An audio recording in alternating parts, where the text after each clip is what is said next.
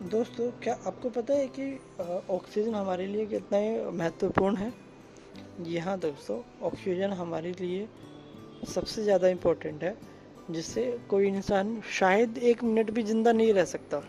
1 minute भी या चंद second में ही इंसान की मौत हो जाती है।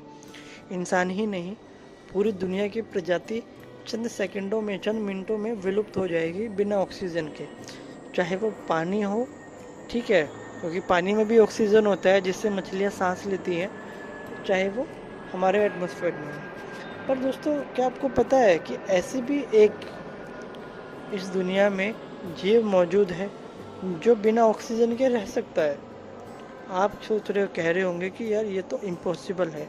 हाँ दोस्तों, इम्पॉसिबल तो है, बट पूरा फैक्ट ये है कि वो जीव बिना ऑक्सीजन के 6 दिन तक जिंदा रह सकता है। मीन्स सबसे ज़्यादा ऑक्सीजन को कंट्रोल करने की, ऑक्सीजन के बिना टॉलरेट करने की पावर एक बिच्छू के पास होती है। बिच्छू 6 दिन बिना सांस लिए जिंदा रह सकता है। दोस्तों, दुनिया में जितने कितने सारे देश हैं और सब देशों की अलग अलग परंपराएं होती हैं, जो कि लिटरली में काफ़ी फ़नी होती है।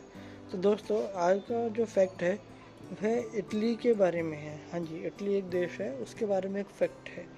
दोस्तों, क्या आपको पता है कि इटली के लोग जो होते हैं ना, वो लोग नए साल पर लाल रंग का अंडरवेयर ही पहनते हैं।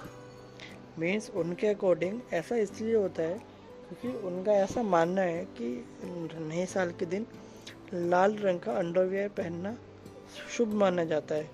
मीन्स यार, ये क्या चक्कर है? मतलब अगर किसी ने लाल की जगह काला पहन लिया तो क्या उसके साथ कुछ अशुभ घटना हो जाएगी? या किसी ने अगर लाल ही पहन लिया तो उसके साथ कोई अशुभ घटना नहीं घटेगी? दोस्तों, मेरे अकॉर्डिंग ये सारे जो होते हैं ना, अंधविश्वास होते हैं। हमें ज़्यादा से ज़्यादा लॉजिकल और प्रैक्टिकल बातें ही करनी चाहिए। दोस्तों, क्या आपको पता है कि पतंग उड़ाना तो लगभग सबको ही पसंद है, ठीक है, और यह तो भारत में यूँ कहें कि विश्व स्तर पर काफ़ी पॉपुलर है। अलग अलग त्योहारों पे पतंग का त्यौहार सेलिब्रेट किया जाता है, पतंग उड़ाई जाती है। पर क्या आपको पता है कि पतंग ना उड़ाने के लिए कौन कौन सी सिचुएशंस होती हैं? आप कहेंगे कि ऑब्वियस सी बात है, धूप थोड़ी कम हो और मेन बारिश नहीं होनी चाहिए। दोस्तों, अगर मैं आपसे ये कहूँ कि इनके अलावा भी एक ऐसी परिस्थिति है जिसमें आप पतंग नहीं उड़ा सकते, तो आप सोचेंगे कि ऐसी क्या परिस्थिति है। तो दोस्तों, क्या आपको पता है भूकंप आते समय पतंग नहीं उड़ सकती है? कभी आप ट्राई करके देखिएगा। वैसे मैं नहीं चाहता कि कभी भूकंप आए किसी इंसान पे, बट फिर भी अगर किसी इंसान का मन करे ट्राई करने का, ठीक है, तो वह भूकंप जैसी सिचुएशन क्रिएट करके पतंग उड़ाने का ट्राई कर सकता है। दोस्तों, प्रकृति बहुत ही कमाल है। मैं इसलिए कह रहा हूँ कि प्रकृति ने या ऊपर वाले ने, अल्लाह ने हर इंसान को जो बनाया है ना, या किसी भी जाति को या किसी भी प्रजातियों को बनाया है, वह उस इन्वायरमेंट के अनुकूल बनाया है जिसमें वह रहते हैं, ठीक है। जैसे कि आपको पता है कि इंसान बर्फीली जगह पर नहीं रह सकता, उसे उतनी ही कठिनाई होगी।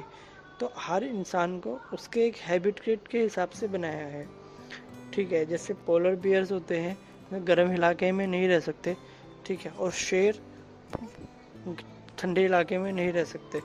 तो इसी प्रकार दोस्तों, क्या आपको पता है कि ऊँट जो होते हैं रेगिस्तान में जो रहते हैं ना, उनकी ऊँटों की 3 पलकें होती हैं। तो और ये 3 पलकें उनकी इस तरह इस्तेमाल होती है कि जिससे वो रेगिस्तान की रेत से अपनी आँखों की रक्षा करते हैं।